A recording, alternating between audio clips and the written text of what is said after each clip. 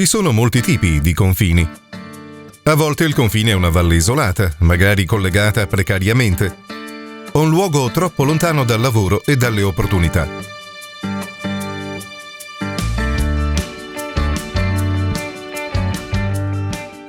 Confini invisibili che accomunano questi tre borghi delle Alpi orientali: Prettau-Predoi in fondo alla Valle Aurina, Innervillgraten nel Tirolo orientale e Cibiana di Cadore nelle Dolomiti Bellunesi. Realtà diverse e con diverse problematiche, ma che hanno in comune la necessità di frenare il processo di spopolamento in atto da tempo. Un problema esteso a quasi tutti i piccoli paesi di montagna, distanti dai centri principali, che spesso significano lavoro. Sono paesi con collegamenti difficili e con il frequente disagio di condizioni estreme durante la stagione invernale. Predoi, Cibiana e Innervillgraten si sono quindi coordinati in un progetto Interreg di Dolomiti Live, in collaborazione con la comunità consorziale della Val Pusteria, il Gall Alto Bellunese e il Lag Ostirol di Lienz, volto alla mappatura degli edifici abbandonati nei rispettivi ambiti territoriali, allo studio e al confronto di iniziative per il loro recupero ai fini abitativi e turistici, e che deve rientrare in una strategia di recupero anche del tessuto sociale ed economico.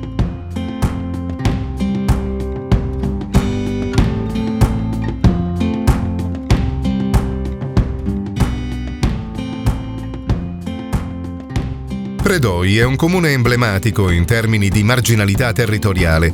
È infatti il comune posto più a nord entro i confini italiani e proprio alla fine della lunga Valle Aurina, ad una quarantina di chilometri da Brunico, senza altri collegamenti. Sì, noi come comune di Predoi, che siamo il comune più a nord Italia, abbiamo anche delle problematiche che praticamente siamo un comune che perde popolazione, cioè lo spopolamento anche da noi è una problematica. Visto che anche nella mia doppia veste anche di coordinatore del GAL Val Pusteria, abbiamo messo in qualche modo su un progetto con i colleghi di altri 3 comuni della Val Pusteria e con il comune bellunese Cibiana di Cadore e il comune di Innervillgraten nel Tirolo dell'Est. Forse la problematica specifica è quella che il 90% della popolazione parte dal comune ogni mattina per lavorare fuori dal comune, perciò ci sono pochi, al di là del turismo e dell'agricoltura, forse un po' ci sono pochi posti di lavoro.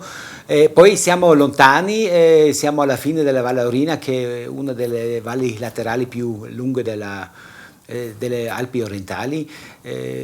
Sì, per questo già la nostra distanza logistica, diciamo, è un problema che sì, in qualche modo è poi la fonte del nostro spopolamento.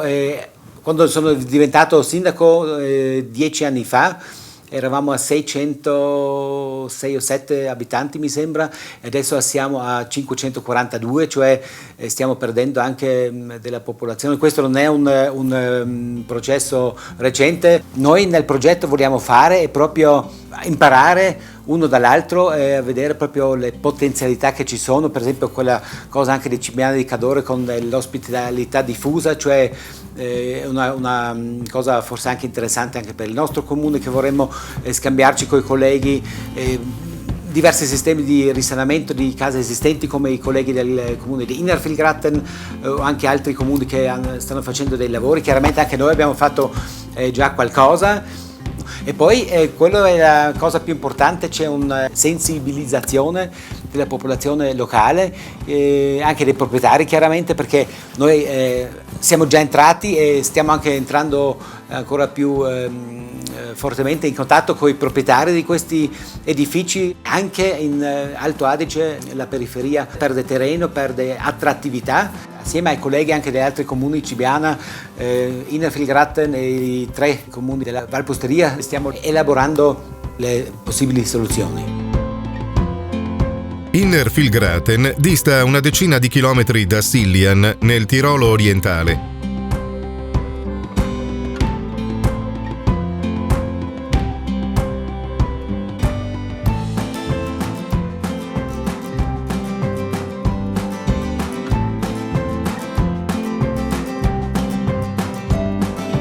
nell'ambito di una politica di recupero dell'esistente in stato di abbandono.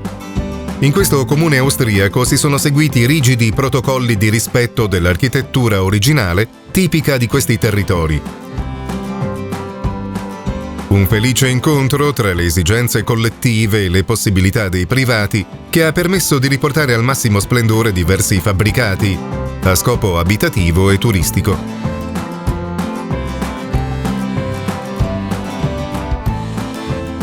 Proprio nel municipio di Innerfilgraten, i rappresentanti dei 3 comuni partecipanti al progetto hanno potuto incontrarsi, confrontarsi, scambiarsi idee ed esperienze.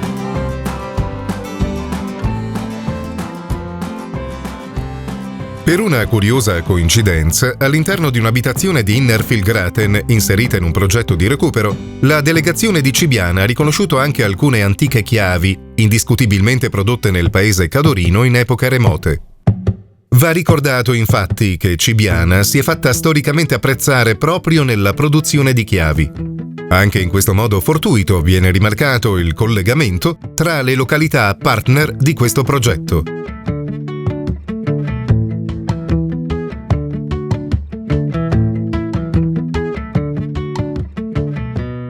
Il paese di Cibiana, come tutti i territori montani, ha subito la piaga dello spopolamento. È nato più o meno nel 500 d.C., comunque il suo grosso sviluppo è avvenuto durante il periodo della dominazione della Serenissima, quindi tra il 1420 e il 1800.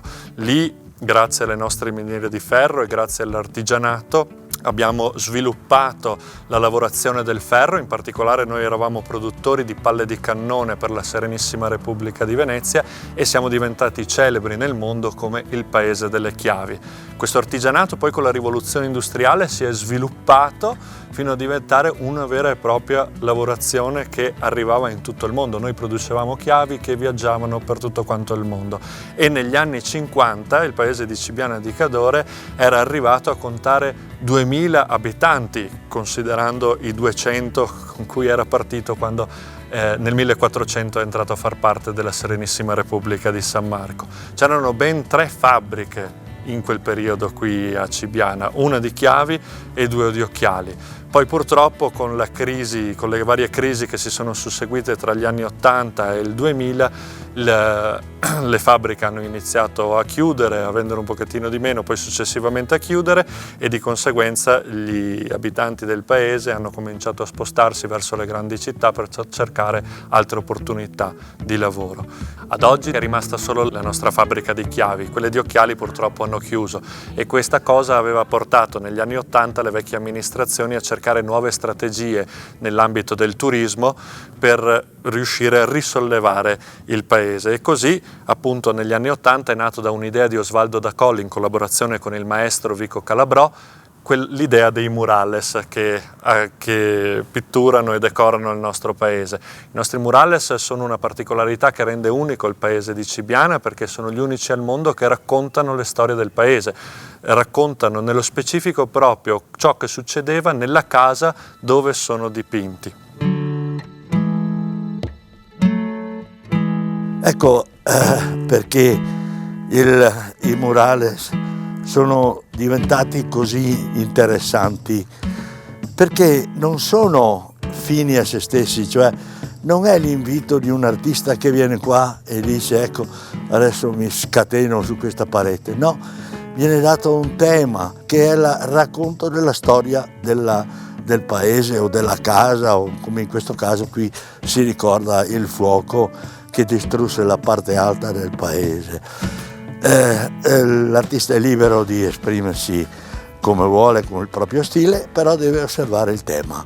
Inizialmente quando sono nati mi è piaciuta la parola murales perché arrivava dal Messico ed era appunto una forma di lotta che i messicani condividevano, trasmettevano con queste opere. A me quella volta piaceva questa parola, ma adesso mi piace molto di più dirli muri dipinti perché sono più nostri.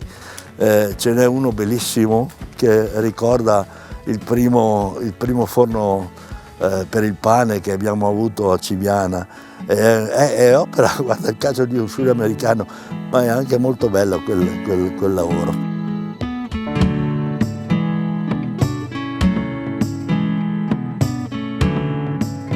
I murales sono stati certamente un'idea positiva, che ha acceso un'attenzione su questo borgo, isolato tra la Valle del Boite con il suo caotico traffico stagionale da e per Cortina d'Ampezzo e la Valle di Zoldo.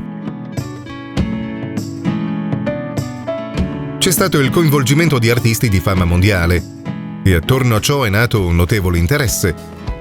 Questo però può essere solo un volano, una base di ripartenza.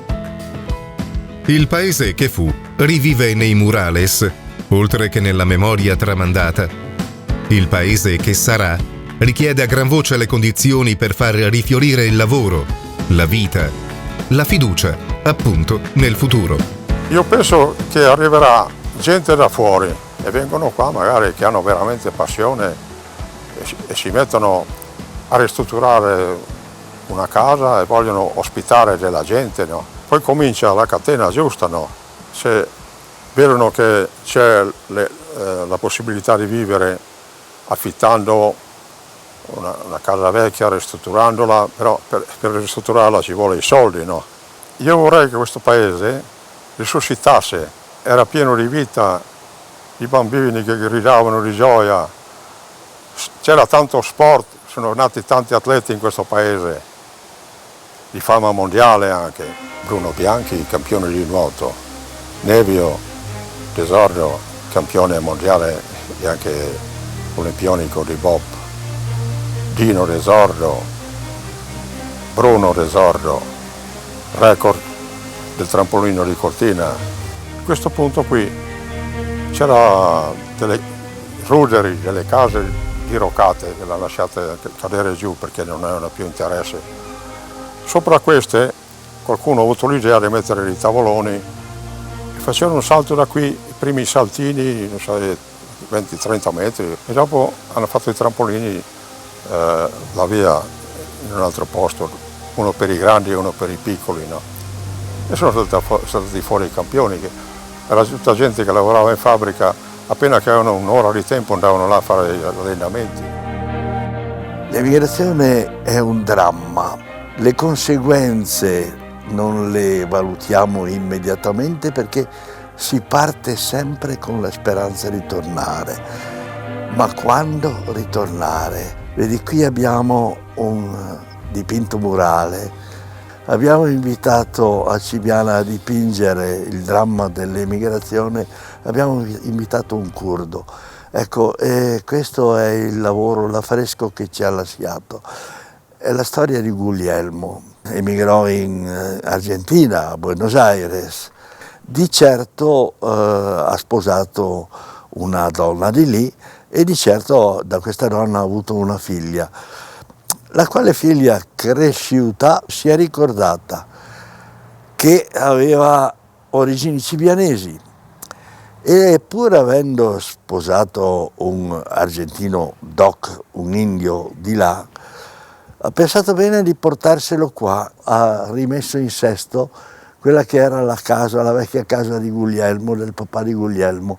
E loro adesso abitano qui con 2 magnifiche bambine. Ecco, queste sono le speranze. Ma di questi esempi non ne abbiamo, è l'unico che in qualche maniera è tornato indietro e ha riportato non i soldi, ha riportato la vita, la speranza, la possibilità di procreare, di vivere qui. Io arrivando qua a Cibiana ho trovato veramente la pace favolosa. In altre parti del mondo bisogna pagare per vivere con questa tranquillità e questa qualità di vita. Per vivere qua, quando sono arrivato, un caro nostro amico mi ha detto basta avere voglia. Io ho fatto 3 giorni fermo, che non sapevo cosa fare, al 4º giorno ho iniziato a lavorare.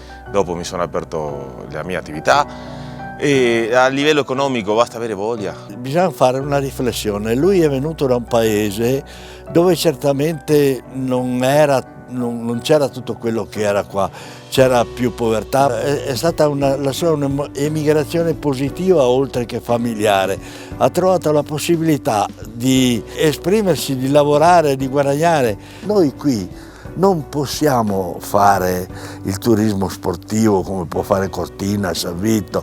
Noi qui per forza di cose dobbiamo inventarci un qualche cosa diverso, un qualcosa di interesse universale. L'interesse universale è la cultura. La cultura può essere quella via con la quale noi possiamo raggiungere qualche scopo e aggiungere anche un po' di economia. Noi oggi a Cibiana abbiamo 3 bambini che frequentano l'asilo e con questi 3 bambini noi disperatamente difendiamo l'asilo spendendo 17-18 mila euro all'anno per poter pagare una cooperativa che ci mandi una maestra di sostegno a fare ciò che la scuola pubblica non potrebbe fare. Noi concorriamo a mantenere aperto questo asilo e non lo vogliamo chiudere a costo di doverci andare a prendere i bambini col pullman fuori e portarli qua. Non lo chiuderemo. Guardandoci intorno e vedendo tutte queste case che potrebbero essere a disposizione per essere recuperate, nasce spontaneo il pensiero di dire si potrebbe quasi in ognuna creare un genere di economia, vuoi come piccola pensioncina, vuoi soltanto come appartamento messo a posto e affidato alla ospitalità diffusa. Questa è una possibilità reale che abbiamo, ma bisognerebbe che le istituzioni europee che avessero un po' di sensibilità per questi paesi di montagna. Noi qua invece siamo quasi totalmente abbandonati. Fermiamo questo discorso sul fatto che le possibilità ci sarebbero, però abbiamo bisogno dell'aiuto. I Bagliori di Cortina d'Ampezzo, sede dei Mondiali di Sci 2021 e delle Olimpiadi Invernali 2026, solo a pochi chilometri da qui, sembrano in realtà remotissimi.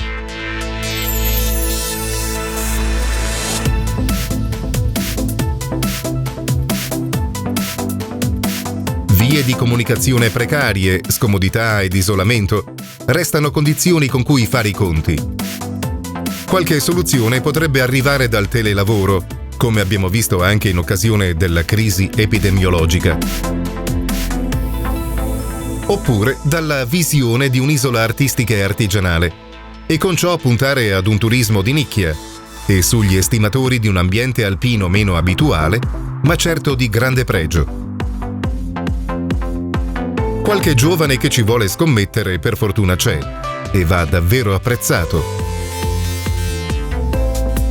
Io e mia sorella abbiamo deciso di cercare di investire sul nostro futuro e di creare un'attività che possa valorizzare Cibiana e ad esempio stiamo cercando di ristrutturare una casa vecchia e di creare un bed and breakfast per il nostro futuro. Diciamo che vogliamo rimanere qui in questo paese e lottare con lo spopolamento di questa montagna che va avanti. Rispetto a molte altre persone che hanno preferito una strada più agevole, più semplice dal punto di vista della città, ha molte più opportunità.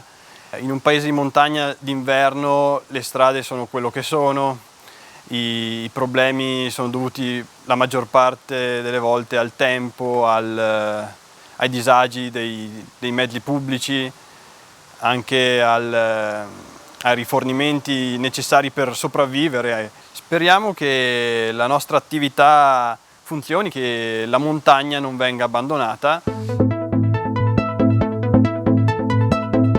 Eppure questo luogo non incline alla ribalta mediatica non è sfuggito ad un alpinista di fama mondiale come Reinhold Messner.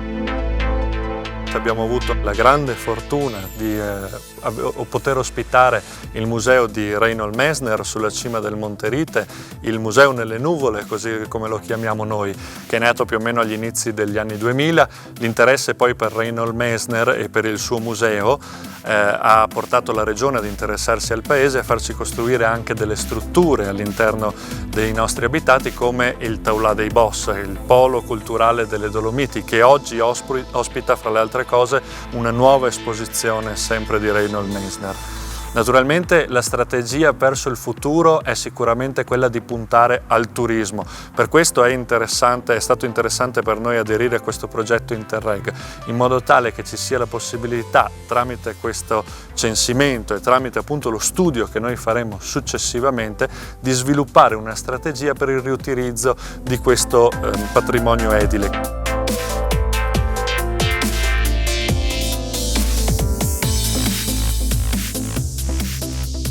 Il Museo Alpino Tra le Nuvole di Reinhold Messner, in un forte della Prima Guerra Mondiale, è posto sulla sommità del Monte Rite, a quasi 2200 metri di quota. Un balcone naturale dal quale si può ammirare un panorama dolomitico davvero mozzafiato. Anche questo è un importante elemento di un puzzle tutto da comporre.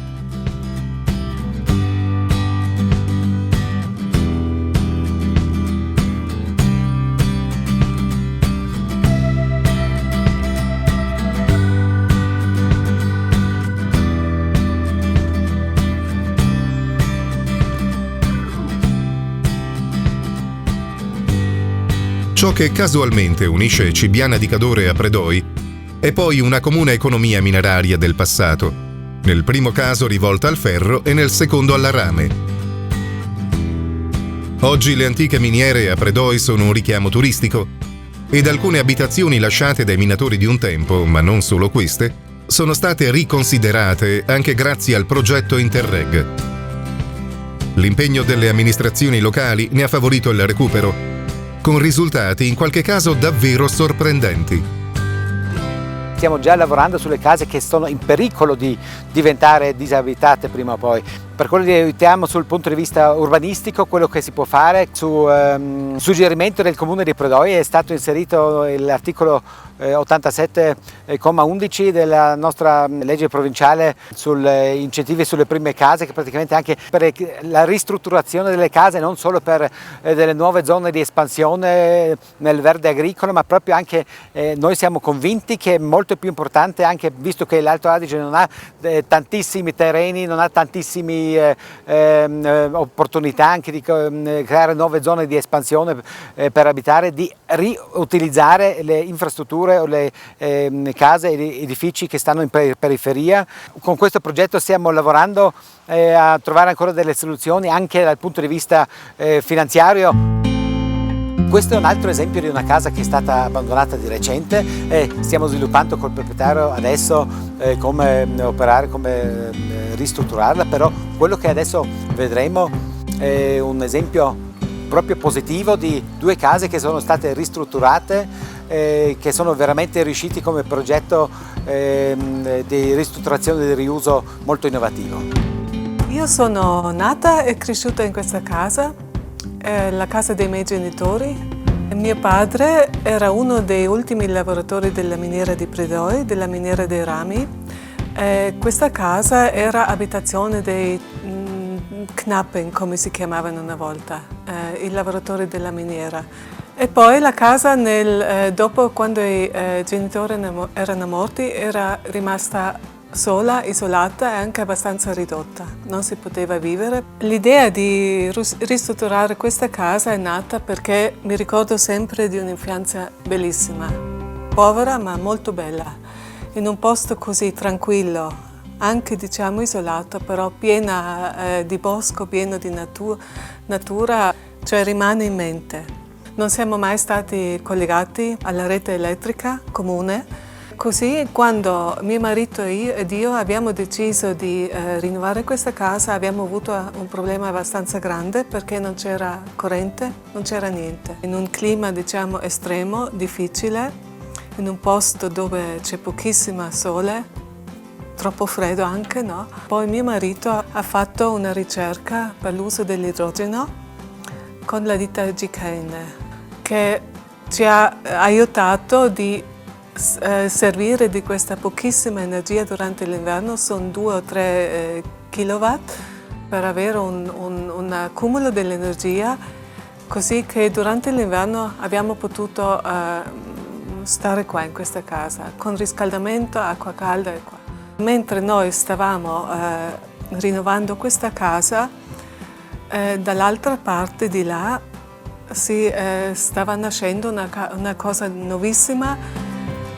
Pian piano in questi anni ci siamo resi conto che avevamo fatto entrambi una cosa straordinaria, loro di là e noi qua.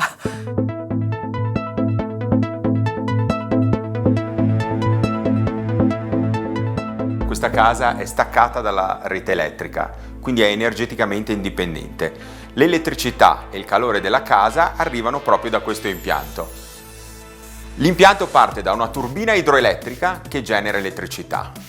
Quando l'elettricità è di più, l'elettricità viene convertita sotto forma di idrogeno e viene stoccata, dopodiché quando d'inverno l'acqua gela e non ho più produzione di elettricità da parte della turbina, io posso riconvertire l'idrogeno mediante una cella combustibile in elettricità che va poi ad alimentare la casa.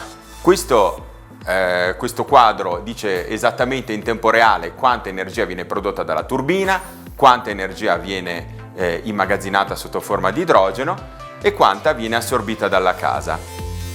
Il cuore del nostro impianto è questo materiale qua. Questo materiale qua è ferro titanio e la molecola di idrogeno si lega chimicamente a questo materiale.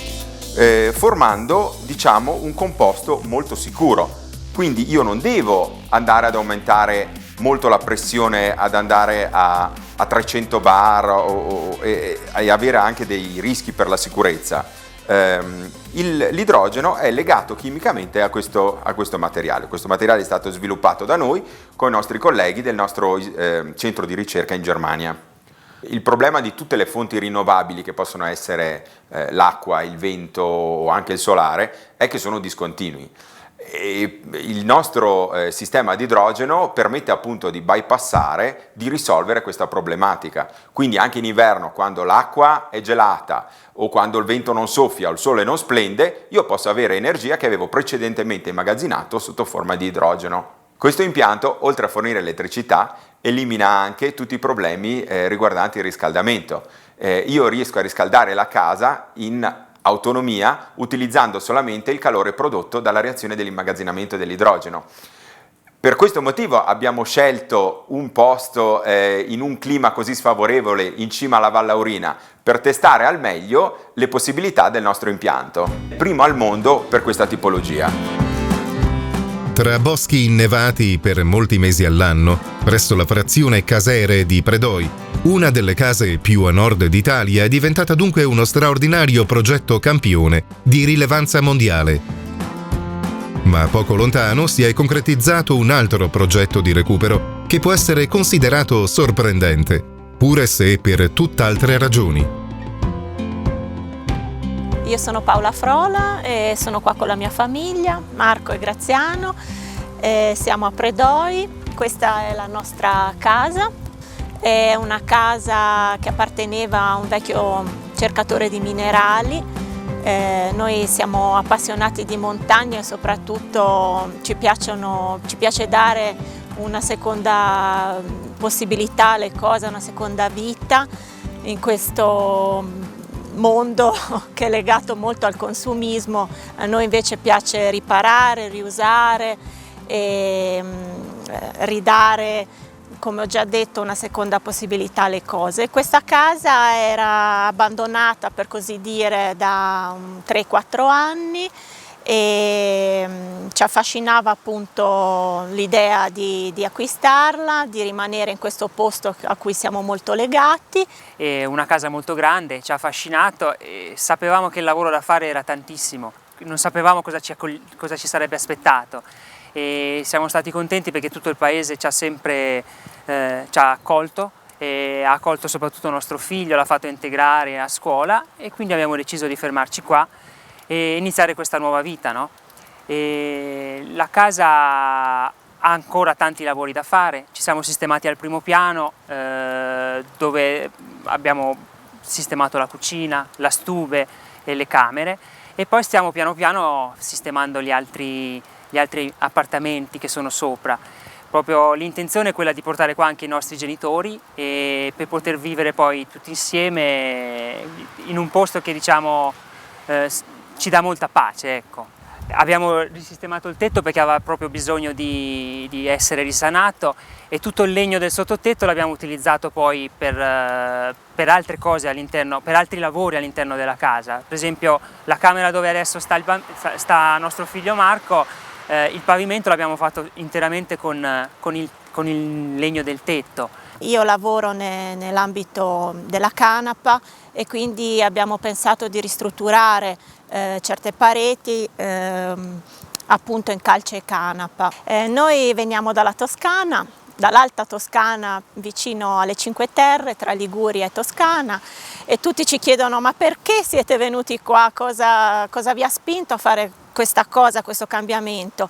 Premetto che avevamo una casa di proprietà, avevamo entrambi un lavoro a tempo indeterminato, la nostra famiglia, ma c'è sempre stato qualcosa che non funzionava. Poi è nato il bambino e lì abbiamo capito che dovevamo dare un futuro diverso a nostro figlio, una possibilità di vita diversa. Si parla appunto tanto di integrazione e questo è proprio il posto adatto per integrarsi. Per noi era importante che imparasse una nuova lingua, imparasse una nuova cultura. Per varie cose e vicissitudini ci siamo trovati a Predoi, ma non è stato scelto, diciamo, perché per conoscenze varie c'era un amico che aveva una casa proprio a Predoi e ci ha ospitato e poi ci siamo trasferiti tutti nell'arco di un mese e non ci siamo più spostati. Questo progetto Interreg con Dolomiti Live è stato dunque l'occasione per far fiorire una cooperazione e uno sviluppo, come si dice, sostenibile, indicando una strada virtuosa.